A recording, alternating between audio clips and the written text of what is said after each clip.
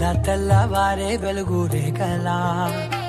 పచ్చ పచ్చ పచ్చి మట్టి బొమ్మలా అల్లి బిల్లి వెన్న పాల నురగలా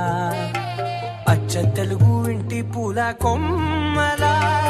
దేవదేవుడే పంపగా ఇలా దేవతే మా ఇంట అడుగే పెట్టెనంట బ్రహ్మ కళ్ళలో కాంతులే మా